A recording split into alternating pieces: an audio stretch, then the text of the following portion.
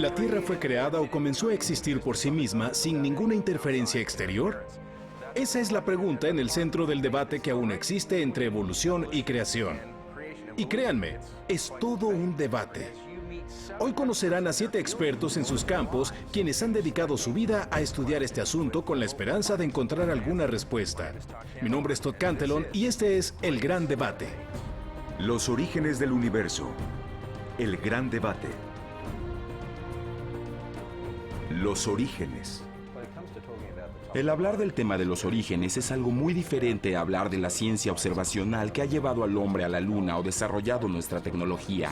Hablar de orígenes es hablar de historia, y el problema con la historia es que uno no estuvo ahí. No tenemos acceso a toda la información, a alguien que estuvo ahí, que sepa todo y sea confiable. ¿Cómo podemos saber qué pasó, en especial cuando se trata de hablar de los orígenes del universo? Cuando vemos la historia de la vida en la Tierra, lo que vemos es un abanico cambiante de distintas formas. Y la evolución es el mecanismo que explica cómo sucedió eso. Al estudiar las escrituras, no hay manera de armonizar la evolución durante millones de años con lo que dice la Biblia. Y creo que hay muchas buenas razones para concluir que el Génesis del 1 al 11 es historia y no mitología o poesía u otra especie de literatura de ficción.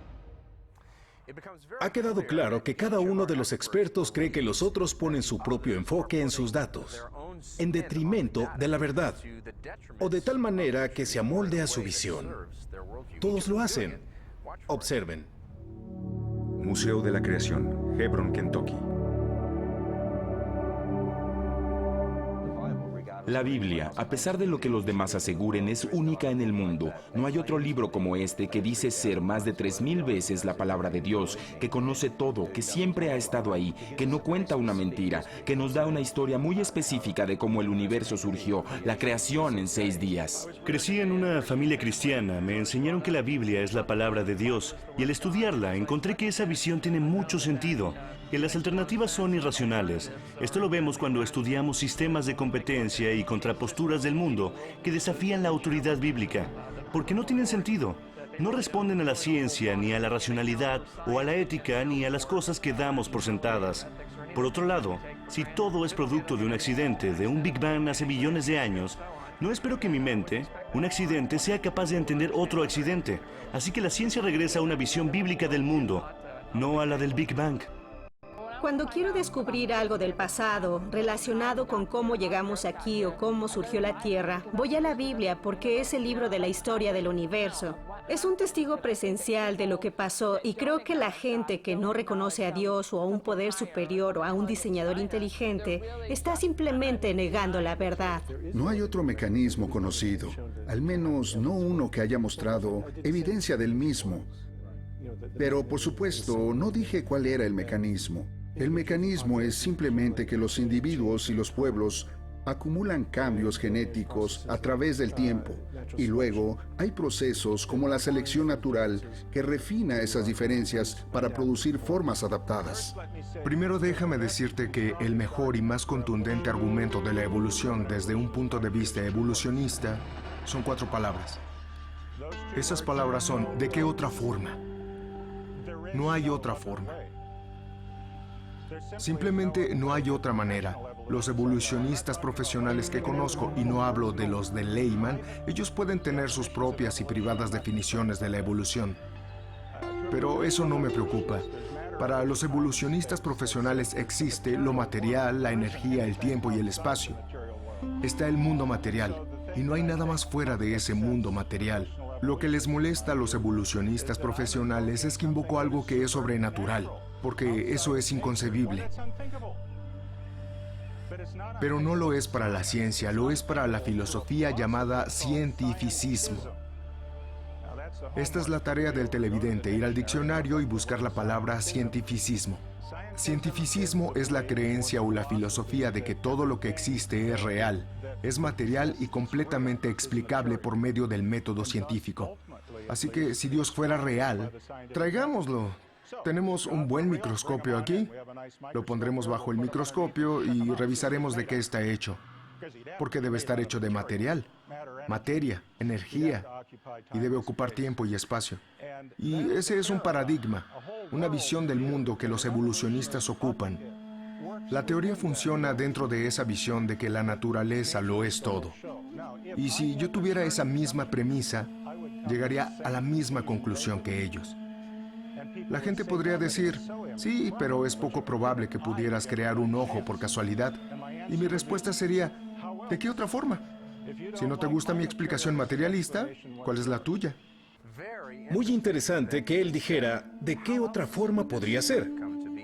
Por supuesto, está diciendo que si tuviera un punto de vista opuesto al que tiene ahora, llegaría a la misma conclusión. Y esto dice mucho. Y claro que escucharon al profesor Myers decir la misma frase. ¿De qué otra forma podría haber pasado? Si no existiera Dios, no habría otra explicación, sino la evolución durante miles de millones de años. Sin embargo, si hay un creador implicado en el diseño de lo que vemos alrededor, esto tiene tremendas implicaciones en el espectro religioso que rápidamente se mueven hacia otros aspectos de la vida. Creo que es ahí donde muchos nos ponemos nerviosos.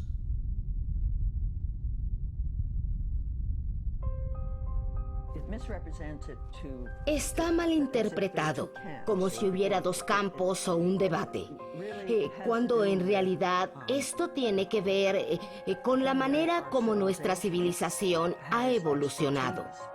¿Por qué le damos autoridad a ciertos expertos? La noción de que en esta área la ciencia se ha desviado y no puedes confiar en lo que ha hecho en biología, pero el resto de la ciencia está perfectamente bien. Esto nos da señales de que algo está sucediendo aquí, y es claro que tiene que ver con la política, en un sentido amplio. Lo que tenemos es un número de modelos de cómo pudo haber sucedido, cómo pudo surgir la vida, y todos son en esencia darwinianos. En el sentido de que creemos que lo que sucedió fue una evolución química que es muy parecida a la evolución biológica. Lo que pasó es que hubo diversas y pequeñas moléculas que pudieron interactuar y promover la síntesis de otras pequeñas moléculas. Así que sucedió que en cierto punto esos químicos debieron ser creados. Y la forma en la que creemos que se crearon es, de nuevo, una manera bastante natural. Pues si tomamos una molécula existente en una situación inorgánica y la sometemos a cosas como presión y calor, generados por actividad eléctrica y otras cosas, esto promueve reacciones químicas que producen moléculas más pequeñas y complejas. Cuando se trata de aquellos que no comenzaron con la Biblia, dirían, al principio estaban la materia y el hidrógeno. Esto dio principio a la vida, sin embargo, la ciencia observacional no lo confirma. Bueno, tal vez llegó del espacio exterior. Tal vez estas cosas de alguna manera se unieron y con el tiempo sucedió. Pero las cosas no suceden así. Esto lo sabemos de nuestra propia experiencia. No colocas en el piso las partes de un reloj y esperas a que se arme por sí solo. Sabemos que eso no pasa sin que haya una inteligencia detrás. Así que eso contradice nuestra experiencia común y lo que sabemos que debe suceder para que existan estas cosas tan complejas. El mismo Darwin trabajó explícitamente en el contexto, o el concepto de diseño. Esto es, que la explicación de la vida, como la vemos, fue particular y explícitamente diseñada por un creador. Esto es lo que le digo a la gente cuando me pregunta. Siempre hay una posibilidad de que unos extraterrestres cruzaran el espacio en un artefacto y decidieran reabastecer los tanques en la Tierra, y de ellos venimos. Las preguntas acerca del origen de la vida, del origen del universo y de dónde venimos son históricas. La cuestión de nuestros orígenes. No puedes ir al Gran Cañón y recrearlo en un laboratorio. Debes observar las evidencias en las rocas, en los fósiles, y tratar de reconstruir el pasado. ¿Qué ocurrió para que pasara eso? Se piensa que el hecho de que el universo se expanda es evidencia del Big Bang, pero este ocurrió después. La expansión del universo fue descubierta en 1920 y Lemaitre sostuvo la teoría del Big Bang en 1931.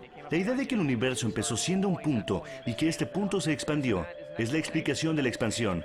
Pero también hay otras, porque el que algo se haga más grande no quiere decir que empezó a existir hace miles de millones de años producto de una explosión. Puedo inflar un globo, pero no quiere decir que empezó siendo un punto. Era más pequeño, pero no era un punto. El primer modelo del Lemaitre en 1928 no empezaba con un punto, sino con un universo finito que se expandió. Y eso es lo que yo creo como creacionista. Dios creó el universo de un tamaño finito que se ha ido expandiendo por alguna razón. Están viendo sus respuestas. No pueden ver mis preguntas, pero soy yo quien las hace. Es curioso, podría ser interesante tomar nota de esto. Pareciera que mi pregunta fuera, ¿cómo pasó esto? Pero también pueden ver que realmente no estoy recibiendo una respuesta clara.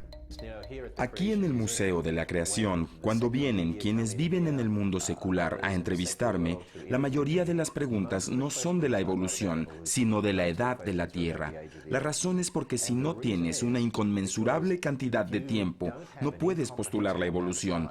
Debes tener una inconmensurable cantidad de tiempo, unos millones de años. Es por eso que son tan emocionales y persistentes con los millones de años. Y aún así, la Iglesia ha dicho, podemos tener millones de años, lo que en realidad debilita la autoridad de las Escrituras.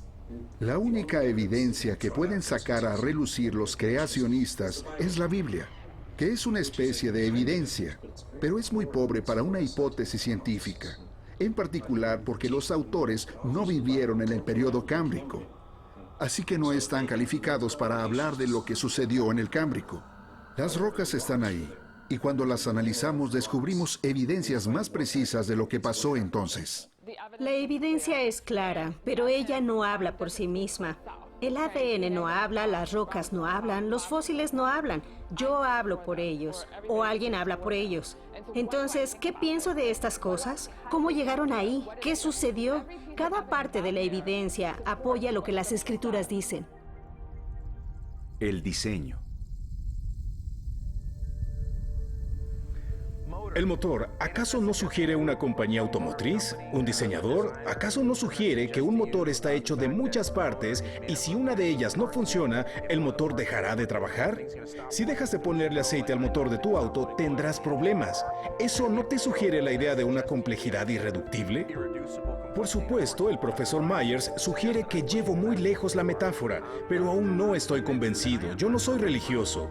Si dices motor, pensaré en un motor. ¿Qué puedo decir? Es difícil para mí entender cómo la gente puede mirar eso, estudiarlo, investigarlo y no reconocer que hay algo superior en lo que ve y que no es solo la naturaleza, porque la complejidad es tan inmensa. Cuando la miras, algo te grita. Esto es un diseño, es algo creado, no es una casualidad. Se convencieron alrededor de la segunda o tercera década del siglo XIX de que había grupos naturales, no solo grupos creados por el hombre. Louis Agassiz, quien es la persona a quien yo más he estudiado, profesor de la Universidad de Harvard, escribió en 1857 su ensayo sobre la clasificación en el que dice, todos están ahí en la naturaleza. Es una dimensión más allá de lo que podríamos llamar teología natural. Tal orden pudo ser creado por una mente rectora y refleja la inteligencia de Dios. Debes tener el ADN de todas estas cosas, porque el ADN contiene las proteínas, que son los componentes celulares básicos. Así que, ¿qué fue primero, la gallina o el huevo? Porque debes tener una célula para proteger el ADN, pero también tener ADN para formar las partes de la célula. Así que es difícil saber qué fue primero. El asunto con el ADN es que no puedes colocar un grupo de bases de ADN en un tubo de ensayo y esperar a que se junten y formen algo que te dará una cierta proteína. No sucede así. Eso no pasa. Colocar al azar bases de ADN no lleva más que a un desastre, y ese es el asunto central. ¿Cómo colocas la información genética ahí? Estamos descubriendo en el ADN que los genes, la parte que codifica la proteína, lo que hay en medio, ese 98% de nuestro ADN, a lo que llaman basura, no lo es. Hace algo y es muy importante para regular esos genes. Esto es muy complejo. ¿Cómo puedes hacer esto al azar en el tiempo? Nadie lo pensaría. Vemos a los forenses y todas las cosas que hay hoy y nada de esto tendría sentido. ¿Sabrías que fue diseñado, y creo que todo se reduce a negarlo, para no ser responsables ante Dios, el Creador? Ella está diciendo que la información genética es un problema, porque es un problema para los evolucionistas. ¿Cómo una información tan detallada puede surgir por accidente? ¿Les parece a ustedes que hay un diseñador del otro lado? Por lo que sabemos, la información no surge de un proceso aleatorio. Cada vez que tomas un libro que tiene información, no dices, hubo una explosión en la máquina de escribir. Dices, esa información fue escrita, salió de una mente. La información en el ADN debe venir de una mente. Eso es congruente con la creación, no con las mutaciones y la selección natural que produciría. Creemos en las mutaciones y en la selección natural, pero no que añada nueva información al genoma. De nuevo, un libro habla de un escritor. Si tuvieran un montón de cartas y las lanzaran al aire, no se produciría un libro. Es ridículo. Y creo que es una de las preguntas clave cuando se habla de la dificultad de muchas personas en aceptar la teoría de la evolución. Solo pones un montón de cosas juntas y aparece un mundo. Mutación.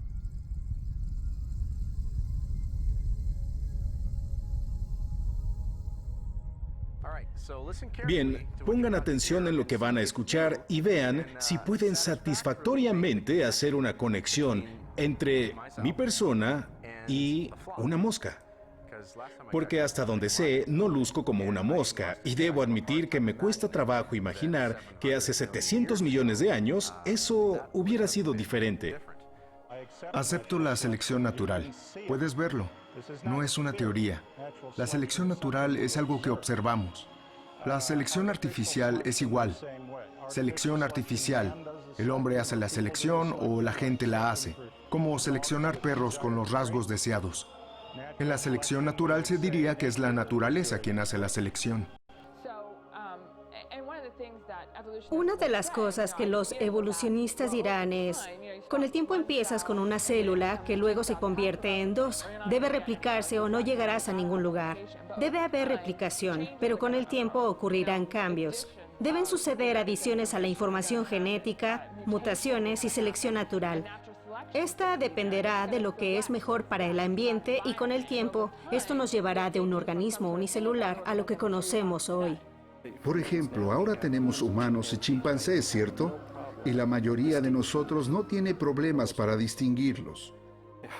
Pero si nos vamos hacia atrás, digamos unos 6 o 7 millones de años, había una población de primates que dio origen a ambos, a los humanos y a los chimpancés.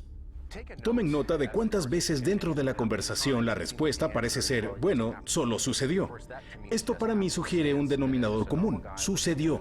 Y siendo un hombre normal, viviendo en un mundo normal, no muchas cosas en mi vida ocurren por accidente. La mayoría de las veces hay una inteligencia detrás, pero estoy traicionando mi postura, así que ustedes hagan el trabajo. Vean si pueden descubrir cuántas veces en la conversación sucedió parece ser el factor gobernante.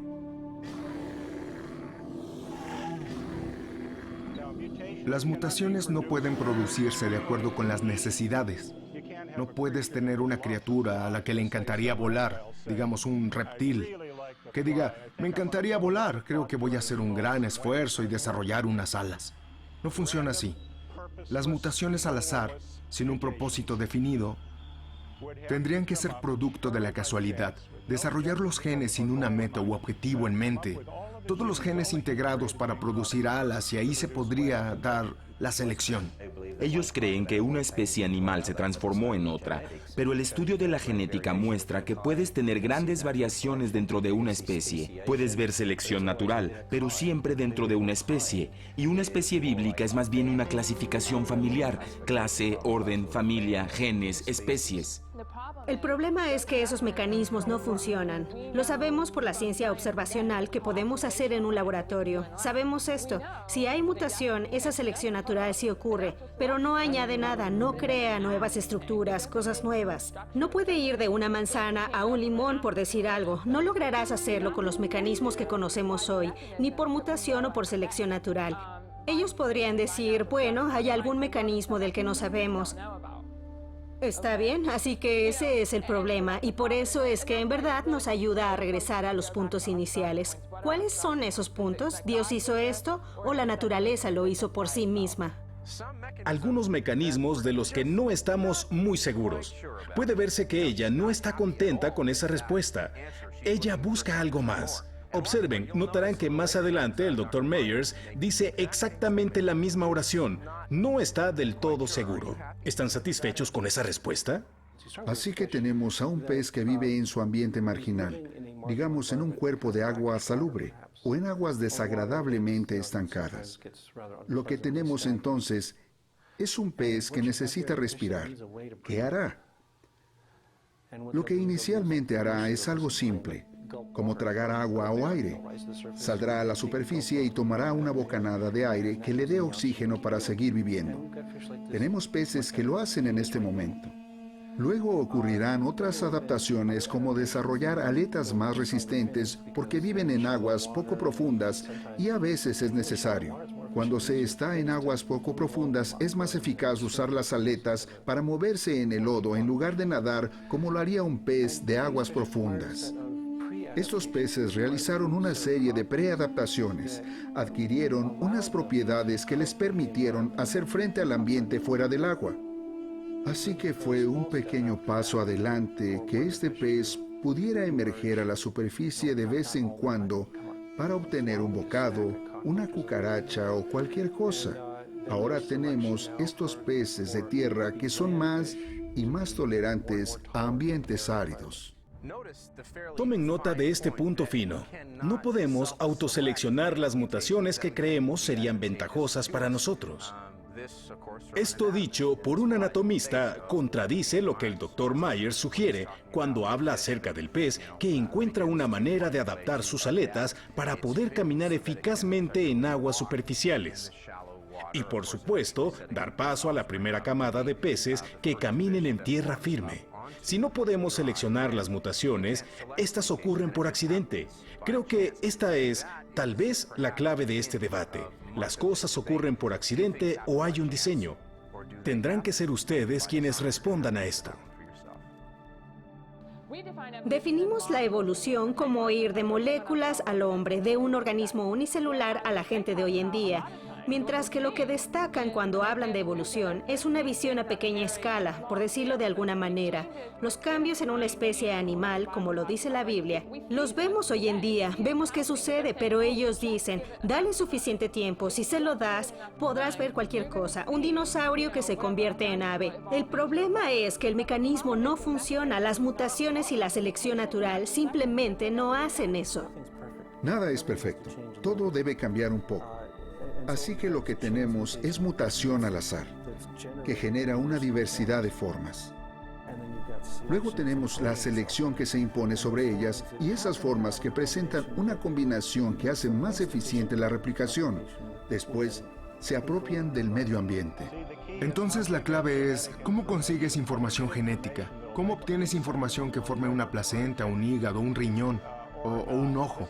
No se trata de un golpe de suerte, sino de un complejo sistema integrado de complejidad. Como cuando uno ve a una orquesta sinfónica que se está afinando y piensa, ¿cómo va a poder producir música este grupo? Es un caos. Pero cuando el conductor hace y empieza la música, es preciosa.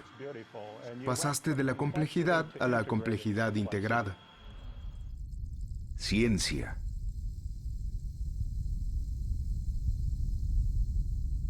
La palabra ciencia significa conocimiento y la usamos para hablar de tecnología, de la ciencia observacional con la que se construye la tecnología. Pero hay que tener conocimientos de historia y el conocimiento que da la observación. Cuando hablas de ciencia, de lo que en realidad estás hablando es de un proceso basado en la evidencia de que debemos tener maneras de probar nuestra hipótesis, lo cual es fundamental para hacer buena ciencia. Un científico quiere entender la causa, para no simplemente observar la Tierra y decir, ¿dónde está esta clase de roca o esta clase de mineral? Sino para entender por qué es exactamente de la manera en que es. Y la evidencia se vuelve tan abrumadora que hay una historia que contar. Thomas Lyell propuso que siempre debemos preferir las causas que podamos entender. Los creacionistas y los evolucionistas comparten la misma ciencia observacional, por eso los hay trabajando juntos en el telescopio Hubble o construyendo un aeroplano o en un laboratorio mezclando químicos, porque estas son las cosas en las que pueden estar de acuerdo. Un creacionista y un evolucionista pueden construir una nave espacial y lanzarla a Marte y estarán de acuerdo. En lo que discreparán será en los orígenes de Marte. Este es el asunto real, la diferencia, y es lo que necesitamos entender.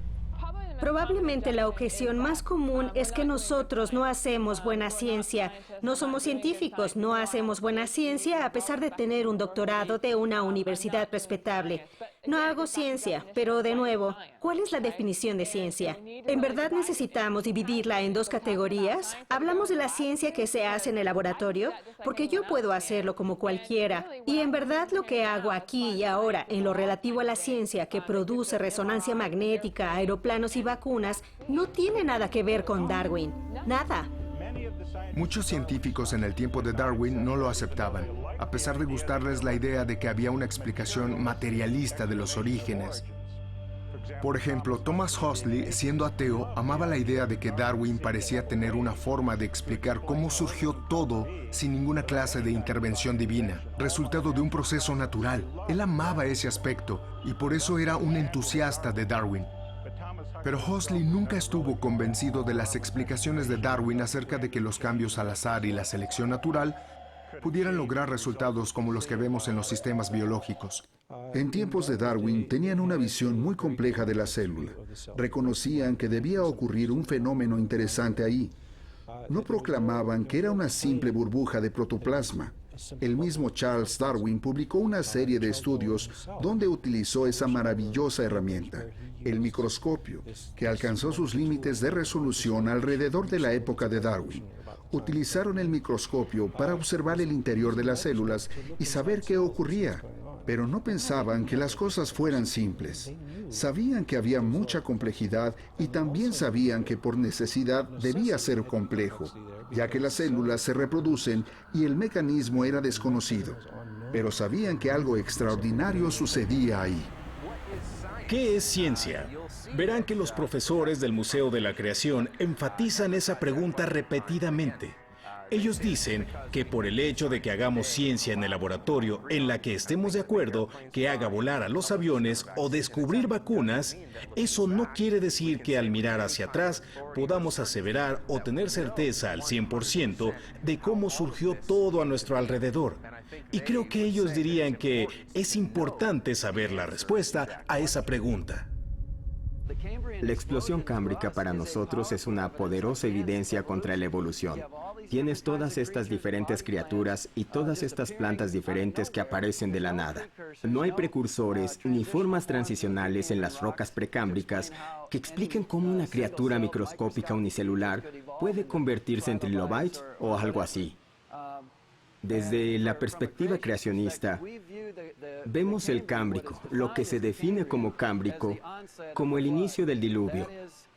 Las capas inferiores de roca son probablemente sedimentos de antes del diluvio, tal vez incluso sedimentos del día 3 de la semana de la creación cuando Dios hizo aparecer el suelo seco. Están desprovistas de fósiles. Luego tenemos esta explosión de vida compleja. ¿Crees que haya un organismo en los restos fósiles que represente claramente una etapa en la evolución de la A a la C, pasando por B? En otras palabras, ¿una transición?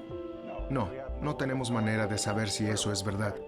De hecho, los mismos evolucionistas declaran que no hay certeza de que algún fósil en particular, de los que vemos en los registros fósiles, sea un ancestro directo de algún otro.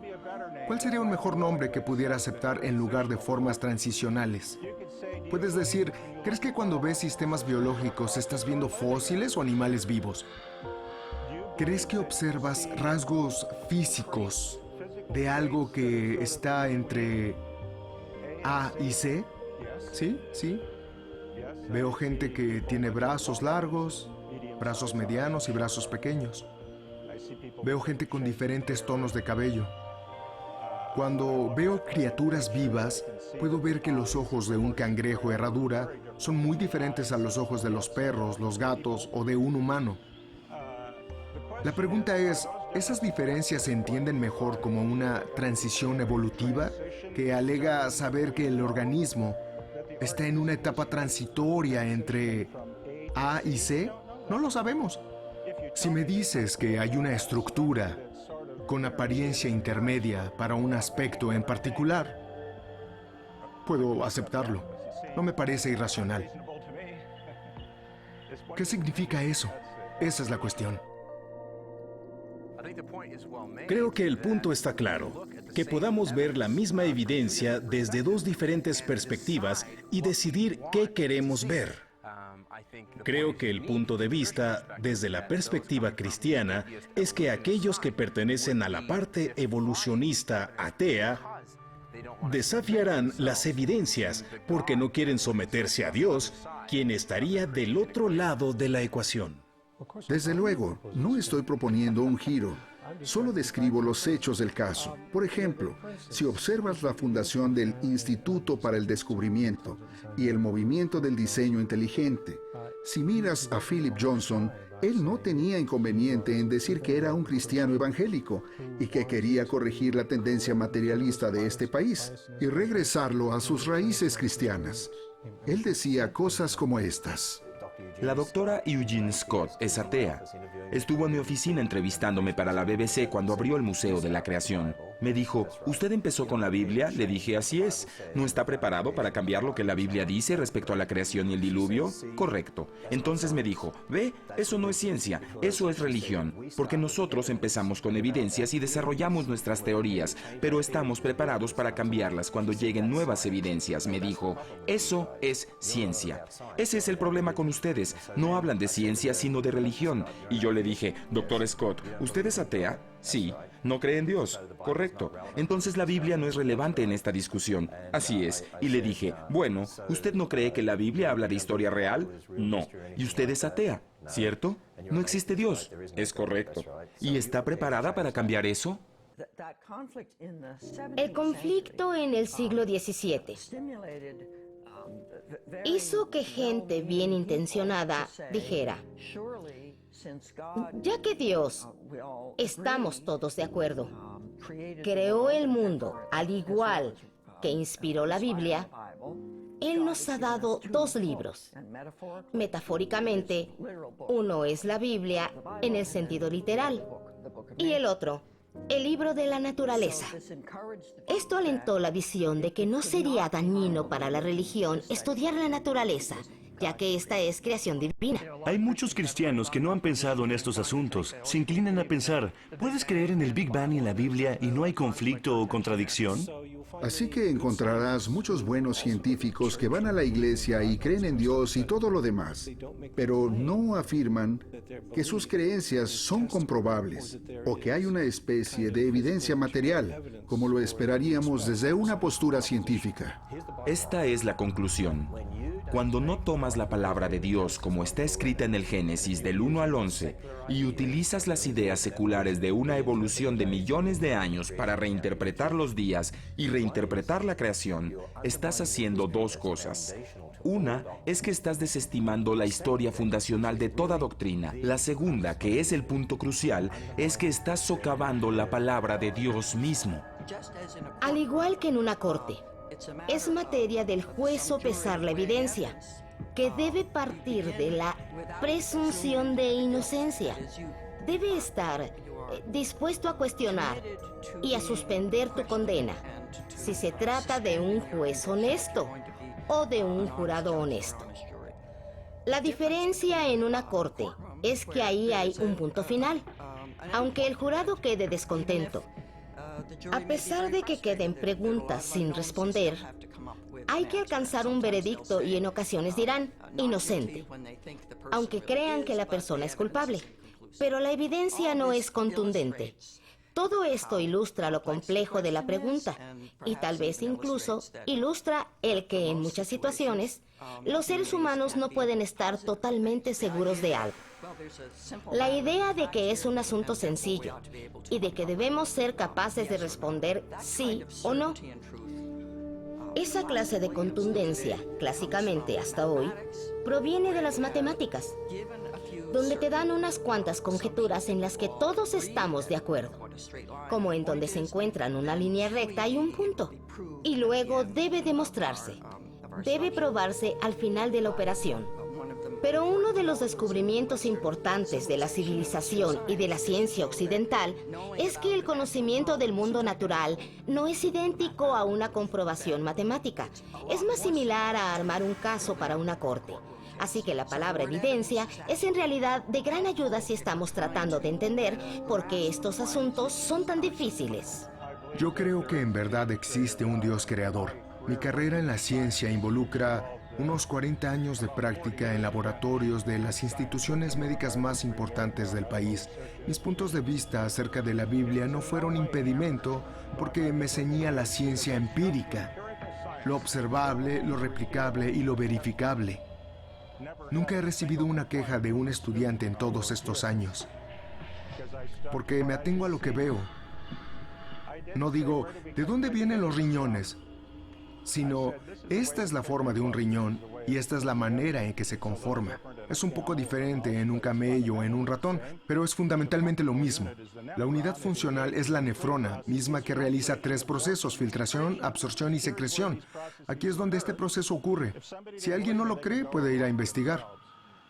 Pero nunca me molesto al final de una lección en soplar humo en los oídos de mis estudiantes. No especulo acerca de cómo es que llegamos a tener riñones de la nada. El Dr. Menton sugiere que estaría contando una historia si diera un paso adelante y tratara de explicarle a sus alumnos el origen de un hígado.